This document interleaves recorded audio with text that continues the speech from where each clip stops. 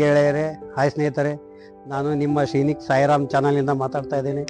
ನಾವು ಇವತ್ತು ಒಂದು ದತ್ತಾತ್ರೇಯ ದೇವಸ್ಥಾನದ ಒಂದು ವಿಶೇಷವಾದ ವಿಡಿಯೋವನ್ನು ತಂದಿದ್ದೇವೆ. ನೋಡಿ ಆನಂದಿಸಿ. ನಿಮ್ಮ ಅಭಿಪ್ರಾಯಗಳನ್ನು ನಮ್ಮ ಕಾಮೆಂಟ್ ಬಾಕ್ಸಲ್ಲಿ ತಿಳಿಸಿ ಸ್ನೇಹಿತರೆ.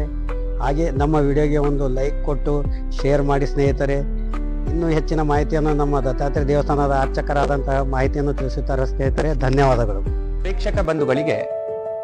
ಎಲ್ಲ ಪ್ರೇಕ್ಷಕ ಬಂಧುಗಳಿಗೆ ಶ್ರೀನಿಕ್ ಸಾಯಿರಾಮ್ ಚಾನಲಿನ ನೂತನವಾದ ಇನ್ನೊಂದು ವಿಡಿಯೋಕ್ಕೆ ಸ್ವಾಗತ ಸುಸ್ವಾಗತ. ಇವತ್ತು ನಾವು ಒಂದು ವಿಶೇಷವಾದಂತಹ ಸ್ಥಳಕ್ಕೆ ಭೇಟಿ ಕೊಡ್ತಾ ಇದ್ದೇವೆ.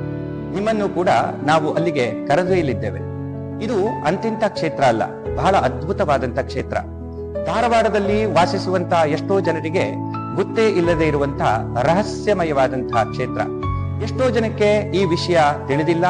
ಧಾರವಾಡಕ್ಕೆ ಧಾರವಾಡ ಎಂಬ ಹೆಸರು ಹೇಗೆ ಬಂತು ಅಂತ.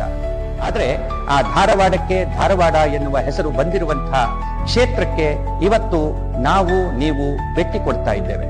ಎಲ್ಲರೂ ಬನ್ನಿ, ಈ ಕ್ಷೇತ್ರವನ್ನ ದರ್ಶನ ಮಾಡೋಣ. ಈ ಕ್ಷೇತ್ರ ಇರುವುದು ಧಾರವಾಡದ ಅತ್ಯಂತ ಸಮೀಪದಲ್ಲಿ. ಧಾರವಾಡ ಬಸ್ ಸ್ಟ್ಯಾಂಡಿನಿಂದ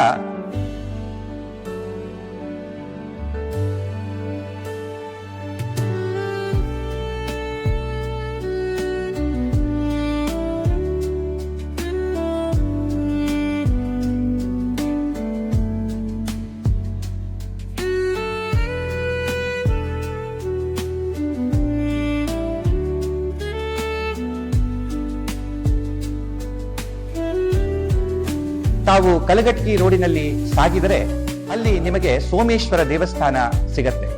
ಸೋಮೇಶ್ವರ ದೇವಸ್ಥಾನದಿಂದ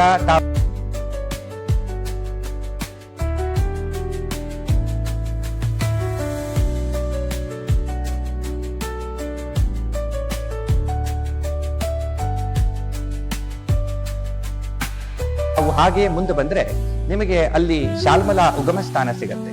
ಈ ಶಾಲ್ಮಲಾ ಉಗಮ ಸ್ಥಾನದಿಂದ ಕೇವಲ 500 ಮೀಟರ್ ದೂರದಲ್ಲಿ ಸಾಕ್ಷಾತ್ ದತ್ತಾತ್ರೇಯರು ಬಂದು ನೆಲೆಸಿರುವಂತಹ, ಹಿಂದೆ ಅಗಸ್ತ್ಯ ಮಹರ್ಷಿಗಳು ಬಂದು ಜ್ಞಾನವನ್ನು ಪಡೆದಿರುವಂತಹ, ತ್ರೇತಾಯುಗದಲ್ಲಿ ದ್ವಾರಕಾ ಎನ್ನುವಂತಹ ಮಹಾನ್ ರಾಕ್ಷಸ ಮೋಕ್ಷವನ್ನು ಪಡೆದಿರುವಂತಹ, ಬಹಳ ಪ್ರಾಚೀನವಾದ ಮತ್ತು ಪುರಾಣ ಪ್ರಸಿದ್ಧವಾದ ಪೌರಾಣಿಕ ಹಲವು ಕಥೆಗಳನ್ನು ತನ್ನ ಗರ್ಭದಲ್ಲಿ ರಹಸ್ಯವಾಗಿ ಹೊಂದಿರುವ ಒಂದು ಮಹಾನ್ ಕ್ಷೇತ್ರವಿದೆ. ಭವ್ಯವಾದಂಥ ಕ್ಷೇತ್ರವಿದೆ, ದಿವ್ಯವಾದಂಥ ಕ್ಷೇತ್ರವಿದೆ. ಈ ಕ್ಷೇತ್ರಕ್ಕೆ ಬಂದಂತಹ ಪ್ರತಿಯೊಬ್ಬ ಭಕ್ತನೂ ಕೂಡ ತನ್ನ ಸಕಲ ವಿಧವಾದಂತಹ ಇಷ್ಟಾರ್ಥಗಳನ್ನ ಪೂರ್ಣಗೊಳಿಸಿಕೊಂಡು ತನ್ನ ಮನೆಗೆ ಹೋಗುವಂತಹ ಕಲ್ಪ ವೃಕ್ಷ ಕಾಮಧೇನುವಿನಂತೆ ಕೆಲಸ ಮಾಡುವಂತಹ ಒಂದು ಮಹಾನ್ ಕ್ಷೇತ್ರವಿದೆ. ಆ ಕ್ಷೇತ್ರವೇ ಶ್ರೀ ಕ್ಷೇತ್ರ ದ್ವಾರಪುರ. ತಮಗೆಲ್ಲರಿಗೂ ಈ ಕ್ಷೇತ್ರಕ್ಕೆ ಸ್ವಾಗತ ಸುಸ್ವಾಗತ.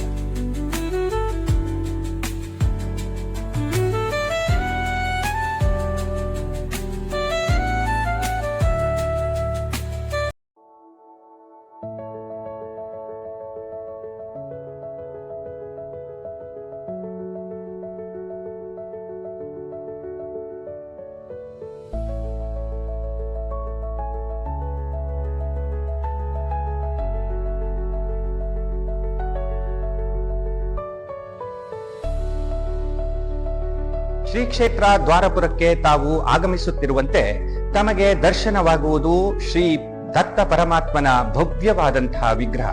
ಇದು ಅಂತಿಂತ ವಿಗ್ರಹ ಅಲ್ಲ, ಇದಕ್ಕೆ ಯಂತ್ರ ಮಂತ್ರ ತಂತ್ರಾತ್ಮಕವಾದಂತಹ ವಿಗ್ರಹ ಅಂತ ಕರೀತೇವೆ. ಈ ಒಂದು ವಿಗ್ರಹದಲ್ಲಿಯೇ ನಿಮಗೆ ಯಂತ್ರಗಳನ್ನು ನೋಡಲು ಸಿಗುತ್ತದೆ. ಅದೇ ರೀತಿಯಾಗಿ ಹಲವು ಬೀಜಾಕ್ಷರಗಳಿಂದ ಕೂಡಿರುವಂತಹ ಹಲವಾರು ಮಂತ್ರಗಳನ್ನ ಈ ಮೂರ್ತಿಯಲ್ಲಿ ಕೆತ್ತಲಾಗಿದೆ. ಅದೇ ರೀತಿಯಾಗಿ ತಾಂತ್ರಿಕವಾಗಿಯೂ ಕೂಡ ಈ ಒಂದು ಮೂರ್ತಿಗೆ ವಿಶೇಷವಾದಂತಹ ಒಂದು ಅರ್ಥ ಇದೆ. ಈ ಒಂದು ದತ್ತ ಪರಮಾತ್ಮನ ಪುರುಷಾಕೃತಿಯ ಬಹಳ ವಿಶಾಲವಾದಂತಹ, ಎತ್ತರವಾದಂತಹ, ಭವ್ಯವಾದಂತಹ, ದಿವ್ಯವಾದಂತಹ ಮೂರ್ತಿಯನ್ನು ತಾವು ದರ್ಶನ ಮಾಡುತ್ತಾ ಇರುವಂತೆ ಅದರ ಮುಂದುಗಡೆ ತಮಗೆ ವಿಶೇಷವಾದಂತಹ ಒಂದು ಪೀಠದ ದರ್ಶನ ಆಗುತ್ತದೆ. ಈ ಪೀಠ ಅಂತಿಂತ ಪೀಠ ಅಲ್ಲ, ಇದನ್ನ ಕಲ್ಪದ ಆದಿಯಲ್ಲಿ ಸಾಕ್ಷಾತ್ ಪರಮಾತ್ಮನೇ ಪ್ರತಿಷ್ಠಾಪನೆ ಮಾಡಿರುವಂತಹ ಪೀಠ ಎಂಬ ಮಾನ್ಯತೆ ಇದೆ. ನಂತರ ದಕ್ಷಿಣಾಮೂರ್ತಿ ಈ ಪೀಠವನ್ನ ಅಲಂಕರಿಸಿದ. ನಂತರ ಅವನ ಶಿಷ್ಯನಾಗಿ ದತ್ತಾತ್ರೇಯರು ಈ ಪೀಠವನ್ನು ಅಲಂಕರಿಸಿದರು.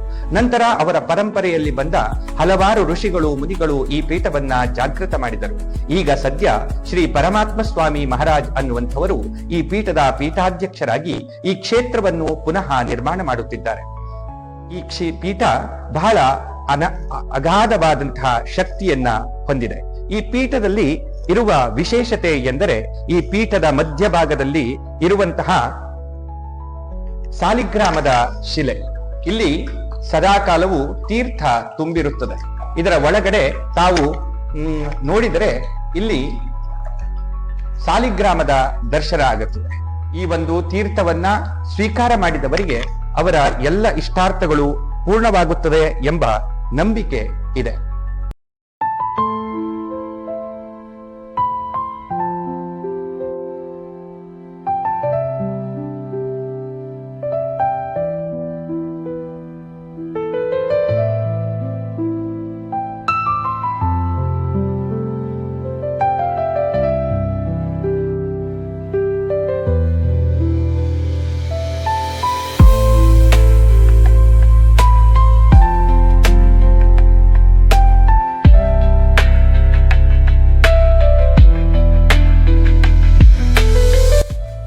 ಶ್ರೀ ಕ್ಷೇತ್ರ ದ್ವಾರಪುರದಲ್ಲಿ ಇರುವ ಇನ್ನೊಂದು ವಿಶೇಷ ಎಂದರೆ ಜಗತ್ತಿನಲ್ಲಿ ಎಲ್ಲೂ ನೋಡಲು ಸಿಗದಿರುವ ಪರಮಾತ್ಮ ಮಂದಿರ.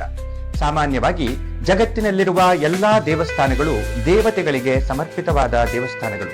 ಕೆಲವು ದೇವಸ್ಥಾನಗಳು ಶಿವನ ದೇವಸ್ಥಾನಗಳು, ಕೆಲವು ವಿಷ್ಣುವಿನ ದೇವಸ್ಥಾನಗಳು, ವಿಷ್ಣು, ರುದ್ರ, ಹೀಗೆ ಹನುಮಂತ, ರಾಮ, ಕೃಷ್ಣ, ಹೀಗೆ ಹಲವಾರು ದೇವತೆಗಳಿಗೆ ಸಂಬಂಧಪಟ್ಟ ದೇವಸ್ಥಾನಗಳು ನಮಗೆ ಸಿಗುತ್ತವೆ. ಆದರೆ ಸಾಕ್ಷಾತ್ ಪರಮಾತ್ಮನಿಗೆ ಆದಿಮೂಲನಾಗಿರುವಂತಹ ಸನಾತನನಿಗೆ ಸಮರ್ಪಿತವಾದಂತಹ ದೇವಸ್ಥಾನ ಎಲ್ಲಿಯೂ ಕೂಡ ನೋಡಲು ಸಿಗುವುದಿಲ್ಲ. ಆದರೆ ಶ್ರೀ ಕ್ಷೇತ್ರ ದ್ವಾರಪುರದಲ್ಲಿ ವಿಶ್ವದಲ್ಲಿಯೇ ಮೊಟ್ಟ ಮೊದಲ ಅನ್ನುವ ಪರಮಾತ್ಮ ಮಂದಿರವನ್ನು ನಿರ್ಮಾಣ ಮಾಡಲಾಗಿದೆ. ಇಲ್ಲಿ ಪರಮಾತ್ಮನನ್ನು ಬ್ರಹ್ಮಾಂಡದ ಸ್ವರೂಪದಲ್ಲಿ, ಆತ್ಮಲಿಂಗದ ಸ್ವರೂಪದಲ್ಲಿ ಪ್ರತಿಷ್ಠಾಪನೆ ಮಾಡಲಾಗಿದೆ. ಈ ಒಂದು ಕ್ಷೇತ್ರದಲ್ಲಿ ನಿರ್ಮಾಣವಾದಂತಹ ಈ ಮಂದಿರಕ್ಕೆ ಧರ್ಮ, ಅರ್ಥ, ಕಾಮ, ಮೋಕ್ಷ ಎನ್ನುವ ಚತುರ್ದ್ವಾರಗಳಿಂದ ನಿರ್ಮಾಣ ಮಾಡಿದ ಮಂದಿರವನ್ನು ನಾವು ಇಲ್ಲಿ ವೀಕ್ಷಿಸಬಹುದು.